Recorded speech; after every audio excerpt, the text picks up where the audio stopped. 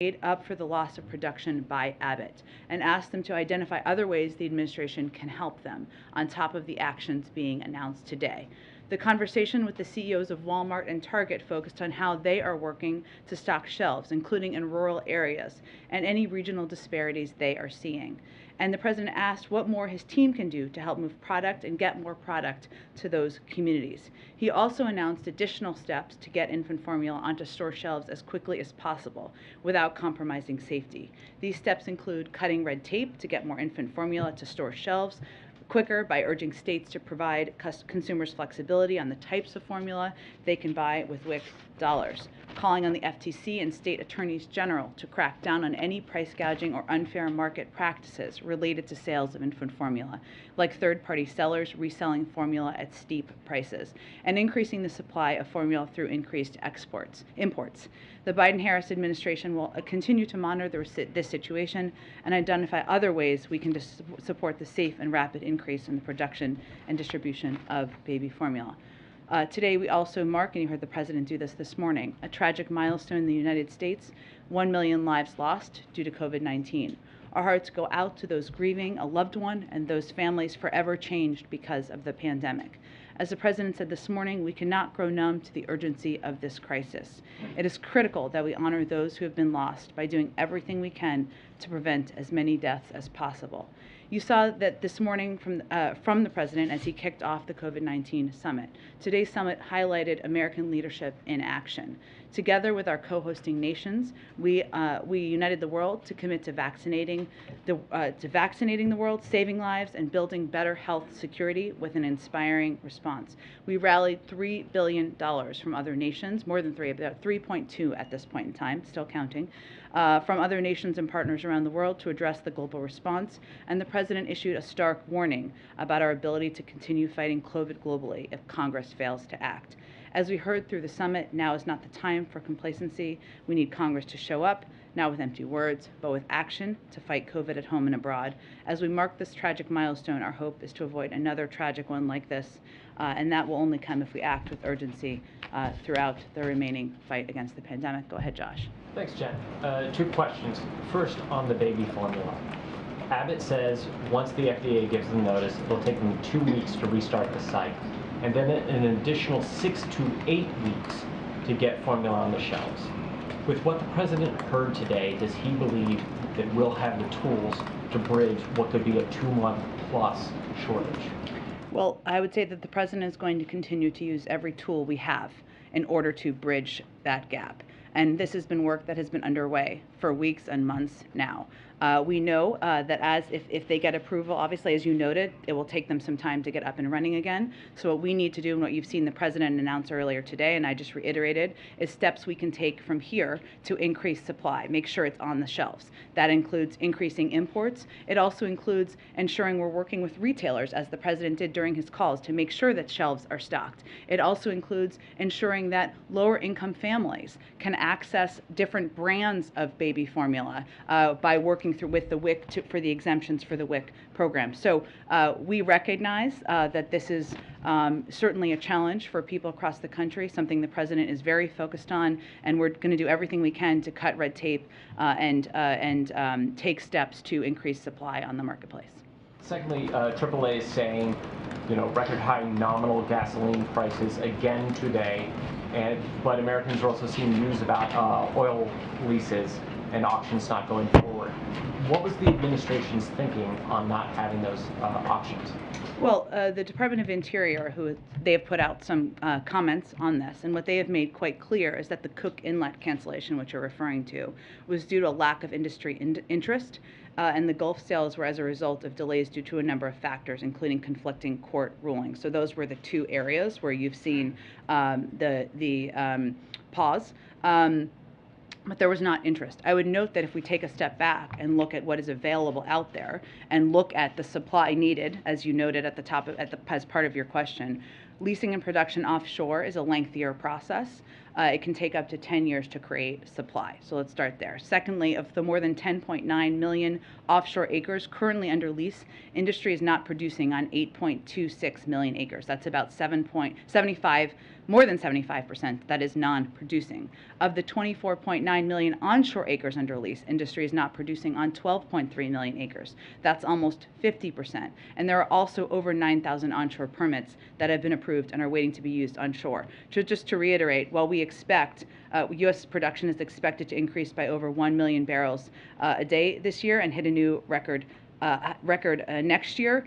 These specific actions were as a result of lack of industry interest and conflicting court rulings. Sort of the bottom line is, on formula, this is a problem. I mean, I think other parents here in the room can probably attest. I myself went to 3 stores this morning, still haven't found what we need.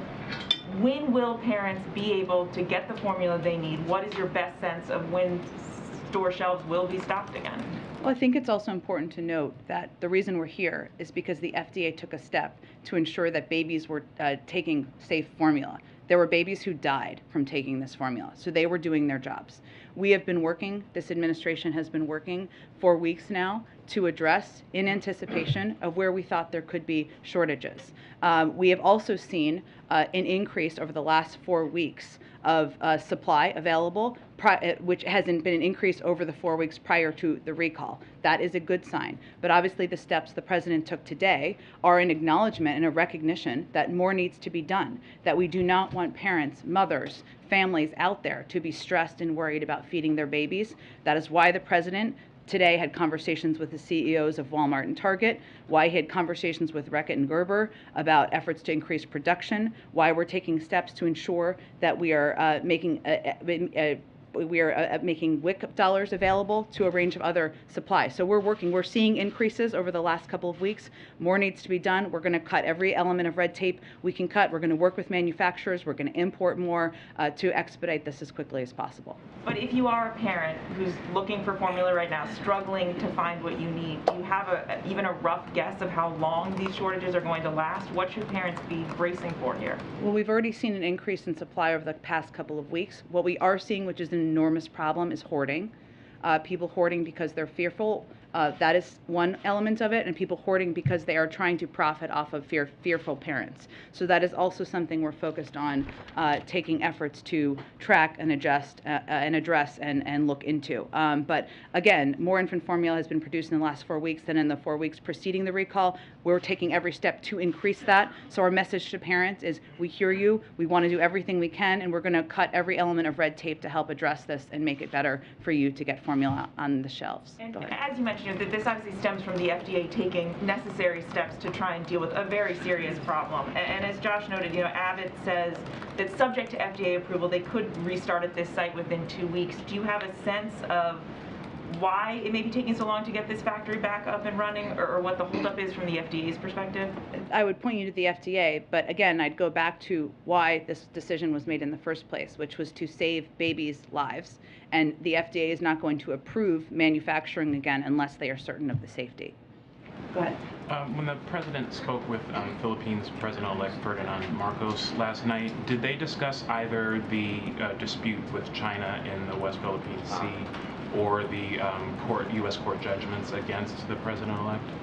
I'm not aware of those being a part of the discussion, but I can check and see after the briefing if there's more details. Thank you. And then on NATO, if Finland and Sweden are successful in their attempts to join NATO, that would put the U.S. on the hook, again, for military defending those countries, even potentially with nuclear weapons. What benefit is that to U.S. citizens? Well, first let me say that the United States would support a NATO application by Finland and or Sweden should they choose to apply. We, of course, will respect whatever decision they make. Both Finland and Sweden are close and valued defense partners of the United States and of NATO. I would note that even without them being members of NATO, our militaries have worked together for many years. We're confident that we can find ways to work with them, address any concerns either country may have about the period now or whatever is required if they were to join NATO. I would say in terms of how this benefits The American people, I think, is sort of what you're asking about. Having a strong NATO alliance, a strong Western alliance, which is a defensive alliance, by the way, is good for our security around the world. And certainly having a strong partnership with a range of countries, including Sweden and Finland, if they decide to join, should be reassuring to the American people about our own security interests. And then finally, when the president visits South Korea next week, does he intend to visit the demilitarized zone? And what's your current assessment of the threat of a North Korean nuclear test? Well, on the first question, we're still finalizing details of the schedule for the trip and what it looks like. Obviously, that is a step that is taken by many who visit the region, but I expect we'll have our National Security Advisor here in the briefing room next week with Karine to preview the trip. In terms of whether we expect a test, the United States assesses that the Democratic People's Republic of Korea could be ready to conduct a test there as early as this month.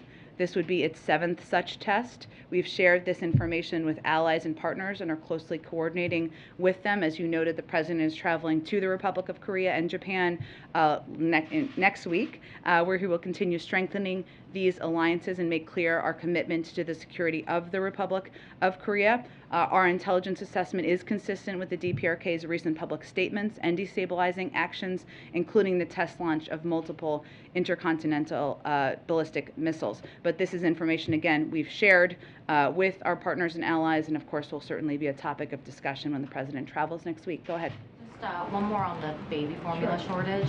Obviously, some parents are feeling panicked and they're feeling desperate, and a big reason for that is because there's no substitute for formula if you don't have access to breast milk. I'm just wondering, if you're a parent today and you go to the store, you can't find any formula on the shelves, as is being reported across the country, what is the step that they should take? What is the administration's guidance on the immediate step they should take? Is there a hotline that they can call? Should they take the baby to the hospital? What should they do?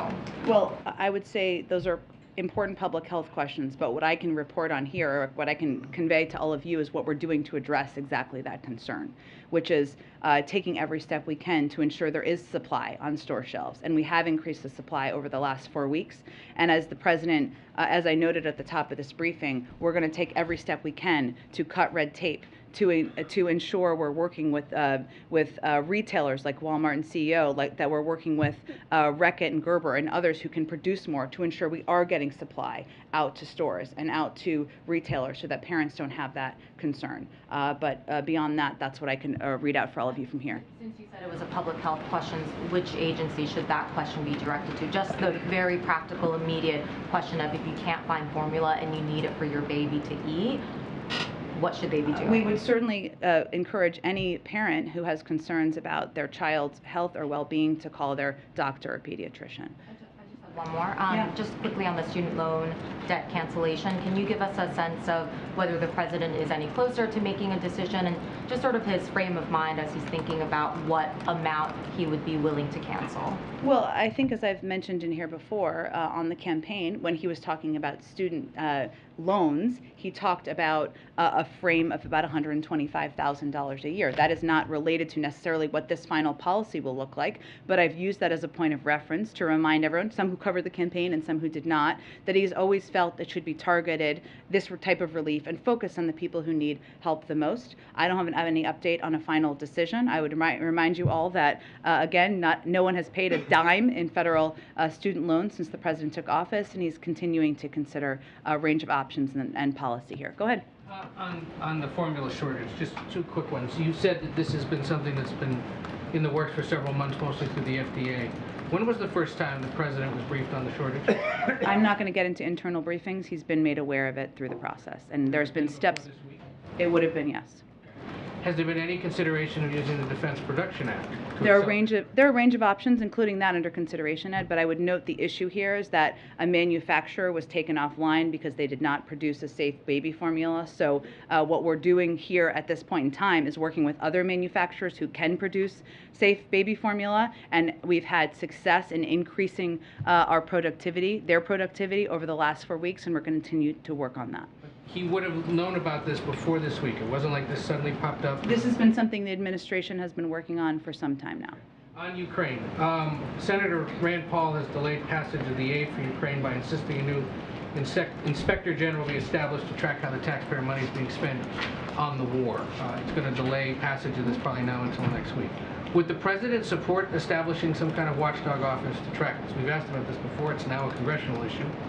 Well, I would say that we agree oversight is critical. That's why the package already includes millions of dollars to support additional oversight measures, including additional funding for existing inspectors general. And we encourage all senators to promptly pass the bill as it stands. We feel what's in there is sufficient. One other thing that was left out of it, at least in the House, was an attempt to legalize the status of tens of thousands of Afghan evacuees brought into the U.S. last year. Does the White House see opportunity somewhere else soon to convince Congress to get that across the finish line? We have been having conversations with congressional leadership about this. They are ongoing on the best path forward for this and other priorities that were not included in the package. We know this bill sends a clear message to Ukraine, to Russia, and to the world that we stand with the people of Ukraine. It doesn't mean every component of it has everything we want in it, including that as an example. But it's important to move it forward. Go ahead, Jackie. Thank you, Jen. A couple of quick follow-ups on baby formula, Sure. and then I want to get to something else. It does seem like we should have seen this coming, that maybe the FDA could have done more on the baby formula shortage.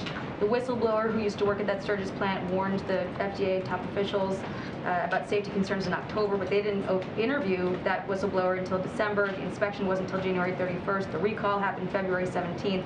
So is that timeline acceptable to the White House? And if not, what is the White House doing to correct that at the FDA? I'm sure there will be plenty of time to take a look at if there are any issues that could have been improved here. I don't have any specific analysis of that at this moment in time. What I will note is that there has been work ongoing on this for months. That's how we increase the supply and how we're able to, increase the sales based on the month of April overall. But there's more that needs to be done. Clearly, we don't want any parent to fear about not being able to provide formula to their child. And as I noted at the top, the president is, leaving no stone unturned in addressing this. I didn't see anything in the fact sheet related to possible antitrust concerns. According to one report, 89% of the market's controlled by 4 companies. I know the president has tried to increase competition in other areas where it's consolidated, like meat packing. So is there going to be any call for increased competition in that industry coming from the White House? Jackie, it's a good question. I have not been made aware of that being a concern here, but I'm happy to raise it and see if there's more to tell you. Shift gears only slightly to Sure. crack pipes. Okay. You said in February that no money from a $30 million harm reduction program would fund distribution of crack pipes in safe smoking kits. The Washington Free Beacon reported that they went to harm reduction facilities in 5 cities, and all of those facilities had crack pipes in their kits. HHS would not say which programs had applied for funding, and the recipient list is not out yet. So I'm just wondering if the White House can say if any taxpayer dollars paid for these crack pipes. No federal funding has gone to it. And is there any oversight to ensure that when that money goes out for the program, that these organizations will not use federal dollars for crack pipes? This policy does not allow for crack pipes to be included. I would just note that this is a bit of a conspiracy theory that's been spread out there. It's not accurate. There's important drug treatment programs for people who have been suffering from what we've seen as an epidemic across the country, and money is not used for crack pipes. And I wanted to ask about the president's comments last night. He went off about MAGA again. Yeah. MAGA King. Yes, King he MAGA. referred to former President Trump as the ultra MAGA king. He's been decrying ultra MAGA Republicans and saying he's going to be doing it more. But Hillary Clinton expressed some regret not too long ago for referring to Trump voters as deplorables who couldn't be redeemed. And considering that Trump got 74 million votes in the last election, I'm just wondering if this is the best strategy for Biden to win over support ahead of the midterms, especially given his inaugural theme being America United. Well, I would say that the president is not afraid to call out what he sees as extreme positions that are out of line with where the American people stand, and whether that is supporting a tax plan that will raise taxes on 75 million Americans making less than $100,000 a year, or whether it is supporting efforts to overturn Roe v. Wade, something that 2/3 of the American people, in a Fox News poll, may I add, supported. And there are countless examples from there. The president believes that there is still work we can do together. The Bipartisan Innovation Act is a good example of that.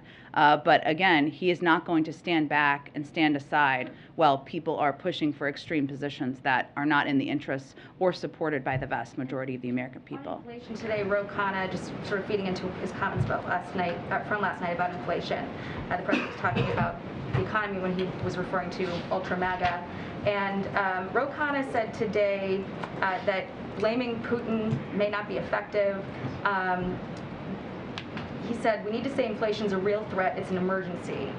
So it seems like the president has been ratcheting up this rhetoric, blaming Republicans, blaming Putin. We've heard all of the reasons why the pandemic is a factor.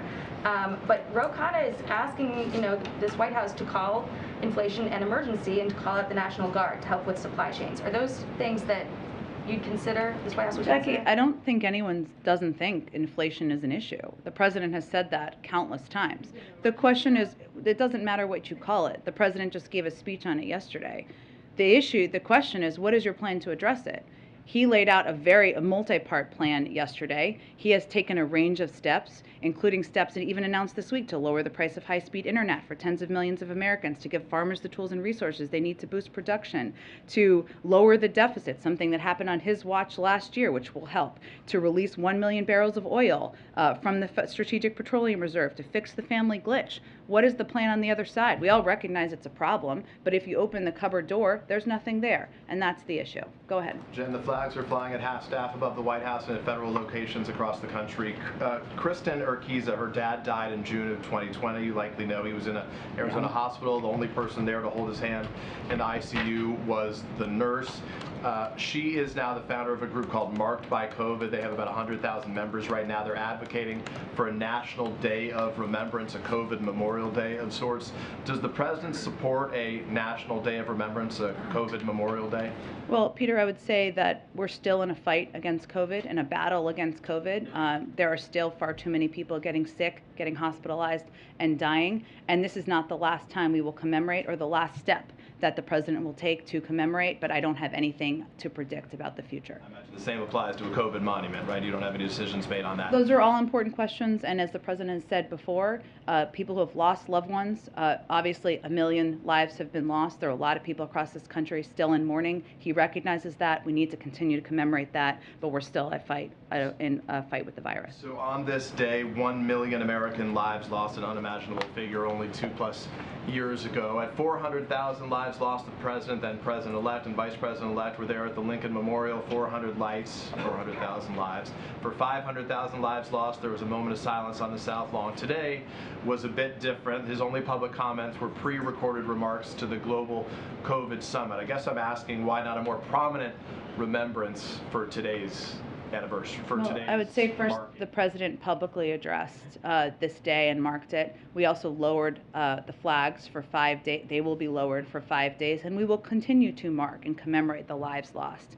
What people care about the country, though, most is our action and what actions the president will continue to take. And obviously, since he took office, according to a Yale study, it's estimated we've saved over 2.2 million American lives and $900 billion in healthcare costs. There's more work that needs to be done, more work to fight misinformation, more work to get more people vaccinated, and action is what people care about. People care about transparency, as you indicate as well. So my last question on this topic is, can you help people better understand what data Dr. Ashish Jha was pointing to when he warned that the U.S. could potentially see 100 million infections in the U.S. if COVID relief isn't passed now over the course of the fall and winter waves expected? There's a range of studies that are ongoing. Dr. Jha talks to a range of people internally, health experts, and externally, and this is in the range of what they have conveyed to him directly. And I expect there'll be more studies that come out in the coming months. Go ahead. Thanks, Jenna. As you know, North Korea is on lockdown because of a case of COVID there. Just one case. Yeah. Remarkable. The country has previously rejected offers from COVAX for vaccinations. I'm wondering if the White House will launch a renewed push to try to get vaccines to North Korea. Obviously, almost their entire population has not been vaccinated. Yeah, you're right. And as you noted, the DPRK has repeatedly refused vaccine donations from COVAX.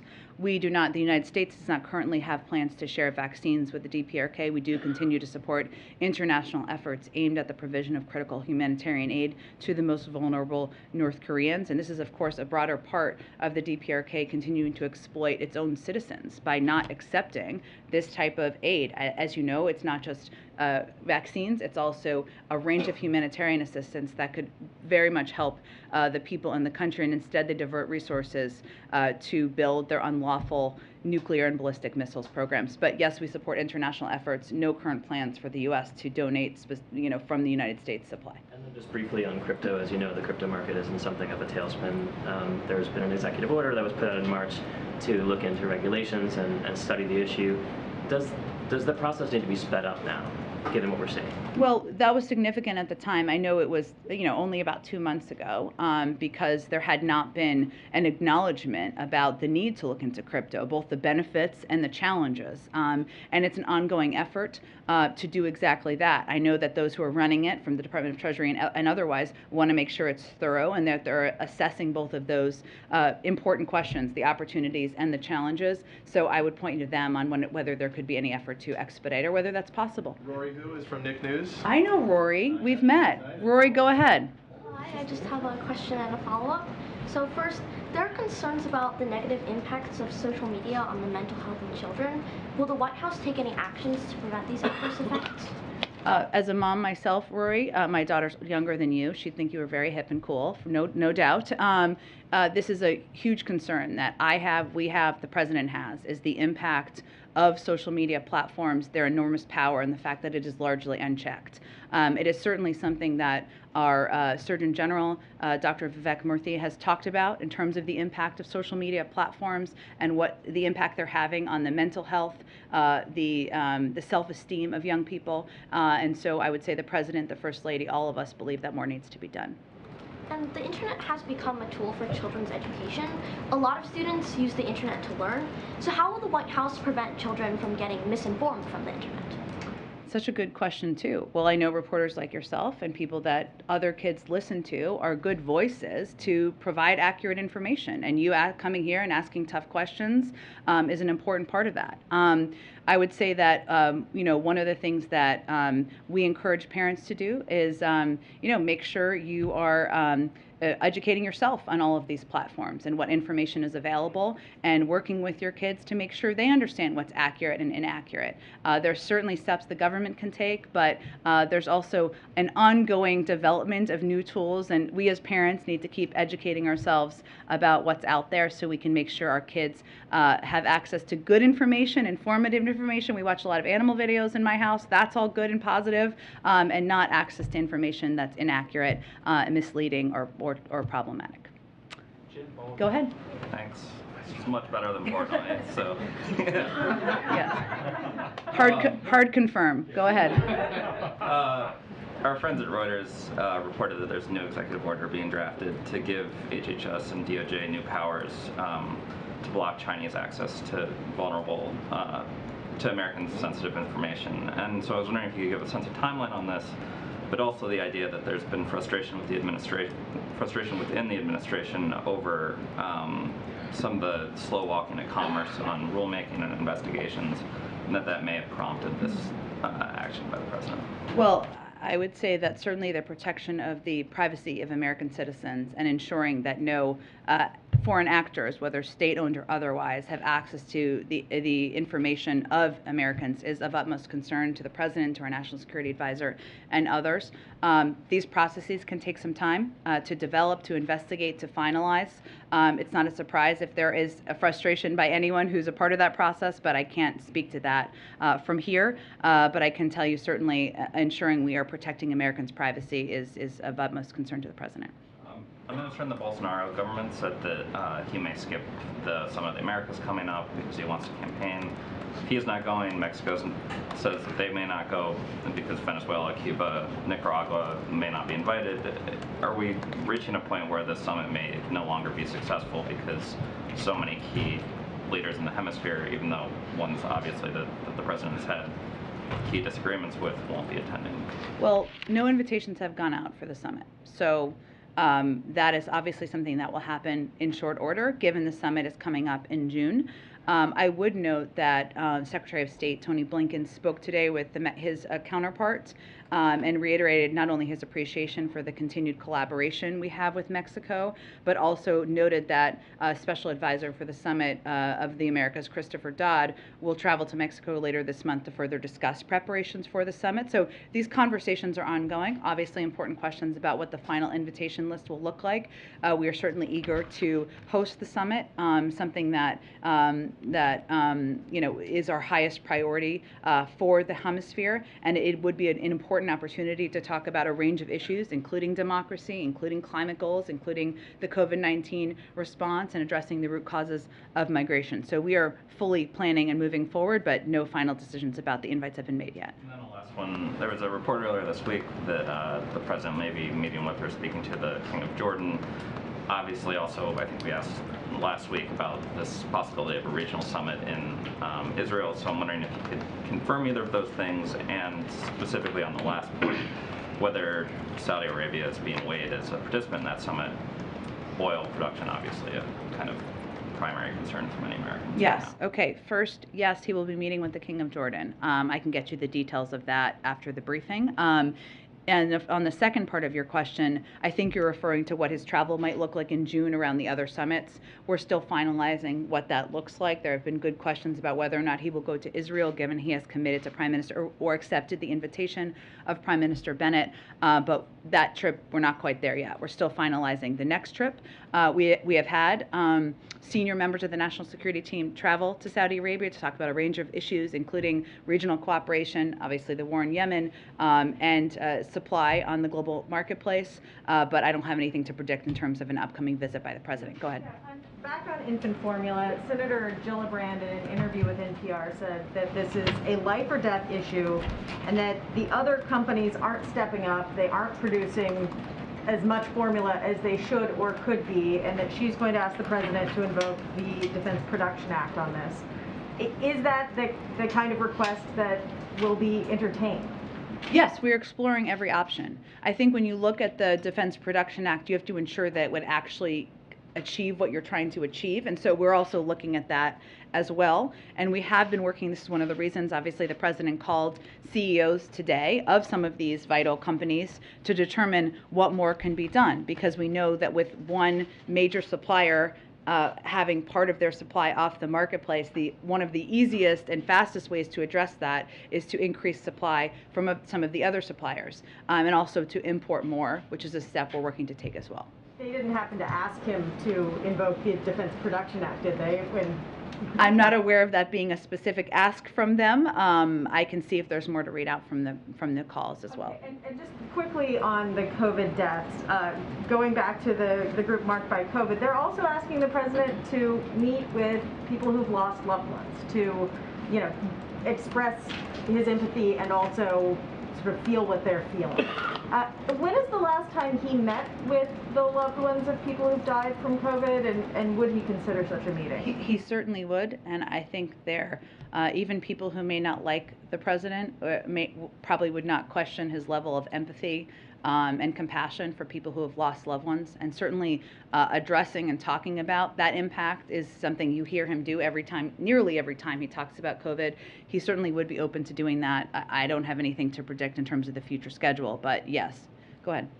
Jen, some of the steps, at least two of them announced today on infant formula, seem like things that could have been announced steps that could have been taken earlier, and any woman following this on any mom's list or whatever has known of rumblings of this crisis since nearly the plant shut down in February. Why did it take so long to announce the steps you announced today? Well, again, some of these steps we've been working on just because we haven't been announcing them publicly, including increasing supply and working with producers and suppliers.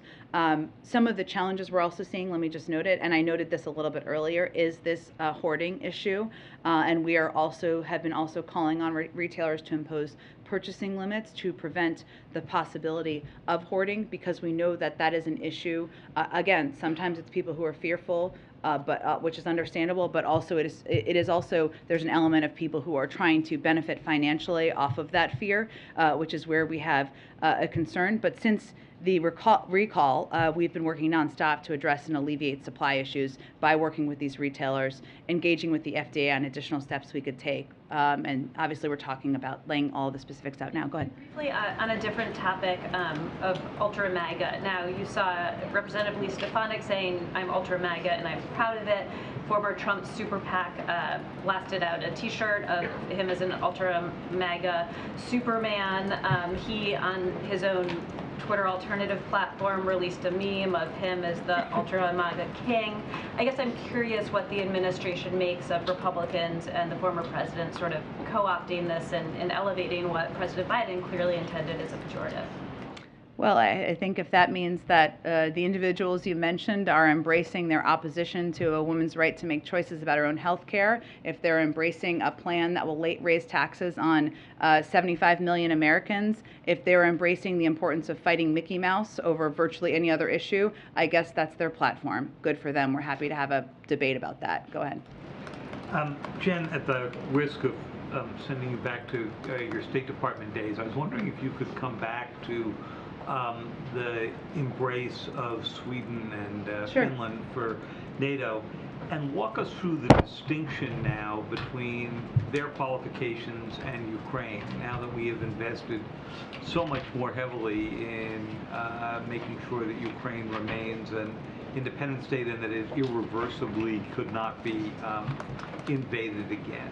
Well, I would leave that to my NATO spokesperson colleague to speak to. What I would say, David, is that what we support is a NATO application by Finland or Sweden, should they choose to apply.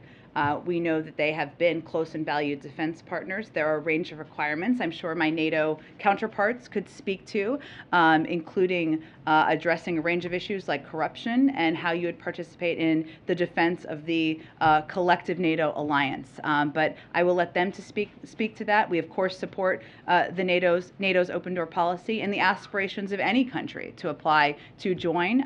But I think this speaks to our long-standing relationship and military partnerships with Finland and Sweden. So you're saying that for Finland and Sweden, you're supporting their application, their right to apply, but you're not embracing yet whether or not you would actually... We would support a NATO application by Finland and Sweden, yes. Okay. And then take that the next step for us, if you can, which is to say that you've heard what the Russians how they've reacted to this.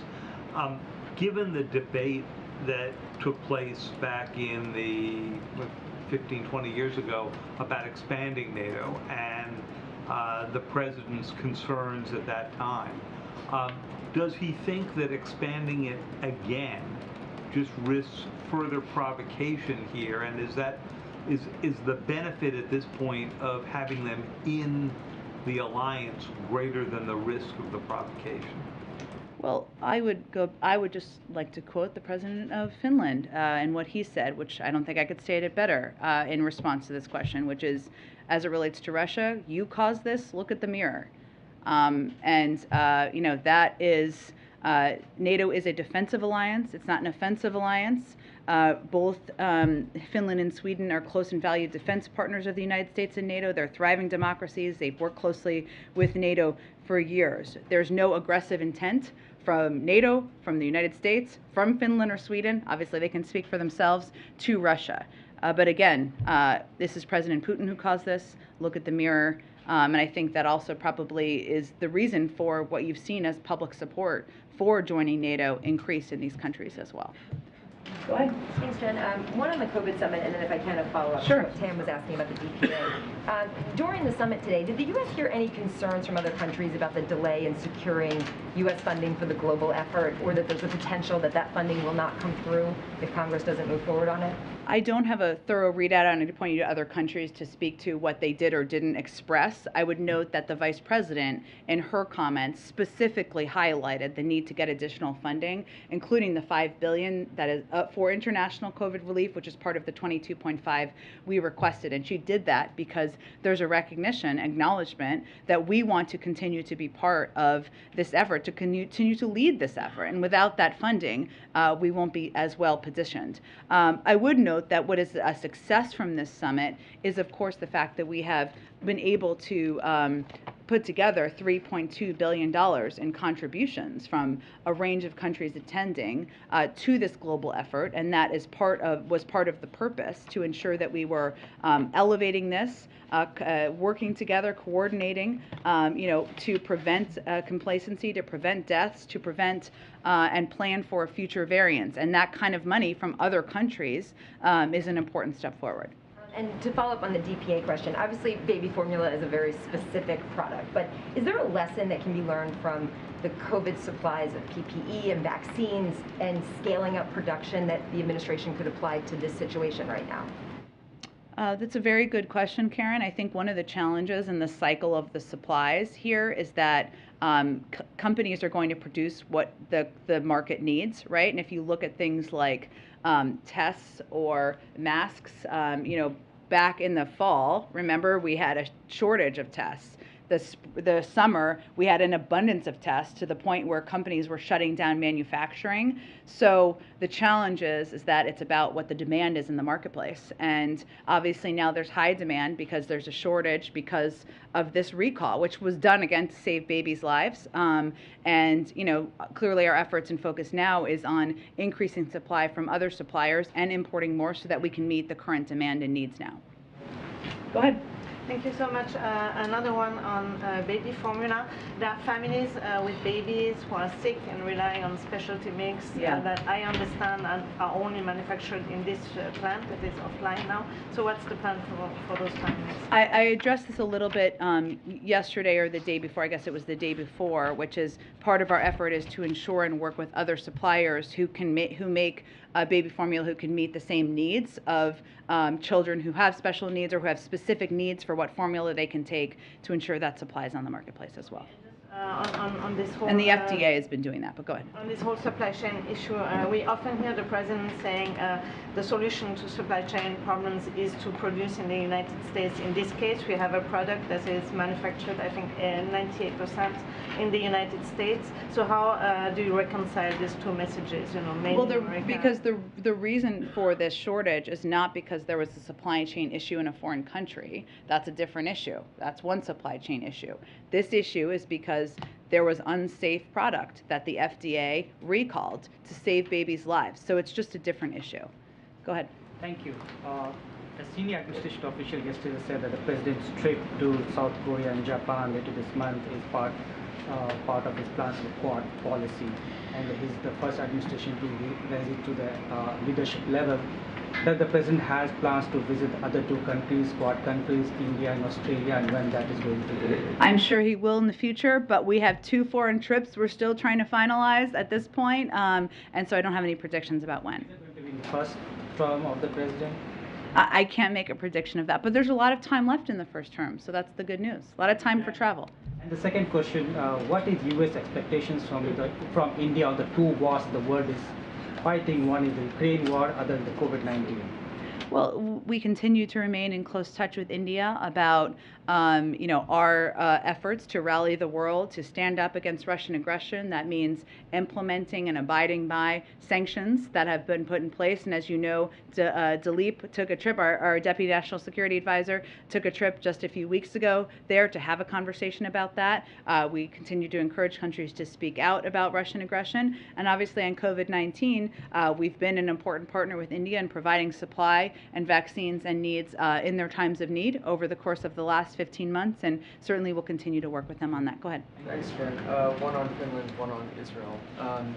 When Russia threatened military technical means against Ukraine many months ago, you were sounding the alarm bells. You were giving very specific projections as to what the Russians were going to do.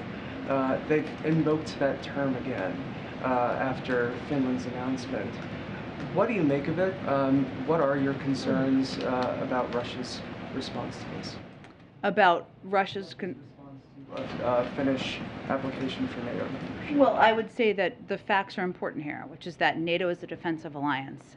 NATO has no aggressive intent against Russia, nor does the United States, nor do Finland and Sweden. We have all long supported, before the invasion, after the invasion, the open door policy, and certainly given Finland and Sweden have long-standing important partnerships with the United States, with NATO countries. They're long-standing democracies. That's why we support their application. But beyond that, I think it's important to note what the facts are here, which is that there's no aggressive intent at all. On the killing of Shireen Abu Akleh in Jenin, you called for an investigation, a swift investigation. I guess the question is, what kind of investigation? The Israelis have extended an offer for the Palestinians to participate in a joint investigation. Should they be accepting that offer? And they've also asked for U.S. oversight over some examination of, for example, the bullet that killed Shireen. What have you responded to that offer? What would you like to see? Well, we understand that both Israel and the Palestinian Authority are already conducting investigations into the circumstances of the killing. We encourage both parties to do so thoroughly and transparently and to share their findings to ensure that all evidence in this case is available and fully assessed. We stand ready to assist either party in any way that we can. Neither side has asked for our assistance at this time, and such a request would be required in order for us to do so. Go ahead. So as part of this ultra-MAGA rollout, the president has talked a lot about sort of what he thinks the Republican Party now stands for. He's also, thrown out some tough language, saying they were petty and mean-spirited and sort of cowering to former President Trump. Does he? But he's also said he's been surprised by that. Does he still feel like the fever will break in Washington? Well, you mean in terms of the ultra-MAGA followers of the former president? If ultra-MAGA, as he says, controls the party, that would be the party that he thought would come around. Well, I just want to make sure I'm understanding your question. Are you asking me if he thinks that there will ever be a period of time where there will not be a ultra-MAGA party, or if... Does he feel like there will be a period in time when he is president in which the ultra-MAGA wing of the Republican Party doesn't control it and that the fever will break in Washington? Well, that's certainly his hope. The president has long believed that Democrats and Republicans can work together to get things done. He signed 80 bipartisan bills into law last year. The Bipartisan Innovation Act is something we're still working to get through. And his view is that this is a conversation, a lot of it's happening in Washington, and they are, for the American people and the American public, a lot of these policies that the ultra-MAGA wing, the MAGA king, all of the different terminology where the president's using out there, is not aligned with where the vast majority of the public is. And elected officials should be doing what the vast majority of the public wants them to do. Does the excuse me if you guys have already reacted to this, does the White House have a comment on the latest round of subpoenas by the January 6th Commission? We certainly support the work of the January 6th Committee. We'll continue to support their work. We believe it's vital and essential to get to the bottom of what happened on January 6th, one of the darkest days in our democracy. So we'll continue to support their work. Go ahead. Okay, last one. Go ahead. Jen, staying on ultra-MAGA and the Rick Scott stuff. Yeah. Obviously, the president himself is not subject to the Hatch Act, but as the midterms start to take over basically everything, can you just talk about how the White House is navigating the distinction between political speech and official events? For and what the president is doing, or how he spends his time? In terms of the appropriateness of making explicitly political or campaign-focused messages during official White House events. Well, I would say that I am subject to the Hatch Act, as I've noted, in a sternly written letter to me. But the president is not, as you know, and he is the leader of the Democratic Party. He's also the commander-in-chief. He's also the leader of the free world. And what he is pointing out is what he sees to be a troubling trend in our country. That's a threat to our democracy, a threat to progress, and certainly he's going to continue to draw the contrast for the American people on what the options present. All right, I'm just going to do Patsy and April because Patsy, go ahead. Jen, so on the U.S.-ASEAN summit, can you give us a sense of how hard the president will push on the issue of Ukraine? For example, whether the administration will be pushing to include the word Russia in the final communique. As you know, ASEAN have so far avoided using that word on any of their statements on the Ukraine crisis. And I have a follow-up on Afghanistan, if you don't mind. Sure. So on the ASEAN summit, Ukraine will absolutely be on the agenda in terms of what the final communique will look like. I don't expect it will be ready for more than 24 hours, and there's lots of conversations that need to happen between now and then, so I can't make a prediction of it. But I will say that a number of the ASEAN participants have been important partners in calling out the aggressive action of Russia in invading Ukraine, in participating and supporting sanctions, and certainly abiding by them. And obviously the conflict we're seeing is a unique moment in modern global history. So it will certainly be on the agenda. Okay, go ahead, last thing, and I'll go to April, and then I gotta go. Can you confirm reports that Jake Sullivan recently met with the chief of the Pakistani spy agency in Washington, D.C.? Can you share anything from that meeting and whether the two sides discuss counterterrorism cooperation in Afghanistan? I don't have any details on that reported meeting. I can certainly check and see if there's more. Okay, April, wrap it up. Yes, wrapping it up. I need to share on another meeting, if you could share some more information. Congressman Greg Meeks, the chair of the House Foreign Affairs Committee, met with the president, was part of a group meeting with the president this week, and he talked about issues that he talked with, President Zelensky. And one of those issues that President Zelensky specifically brought up to Meeks and the contingent was Ukrainian grains and how it is impacting the lack of Ukrainian grains going out to the world. It's impacting Africa.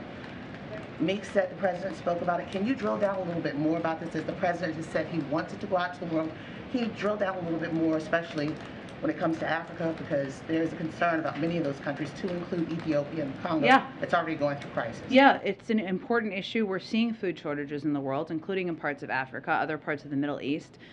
This is one of the reasons why the president went to Chicago and raised the issue of doing everything we can to increase supply here in the United States. While we don't expect shortages here, we want to be providers of American grains to the rest of the world, as we're seeing shortages in part because of the war in Ukraine. We've also provided a large amount of assistance to global food programs, global aid programs, in anticipation of what we see as a potential shortage of food, and we'll continue to do work on it. I'm sorry. Give the president more pause. That President Zelensky himself brought that issue of grain for Africa up, specifically Africa, the continent. Well, we are working on this issue and have been working on this issue for months now. That is, the president went on a trip just yesterday to elevate and talk about the steps we're taking to increase supply of grains and wheat here in the United States to address exactly this issue. And we are far and away the world's largest provider of assistance and aid to global food programs in order to address what we know could be a shortage around the world. Thank you, everyone. Jen, as you prepare to hand over the torch, what do you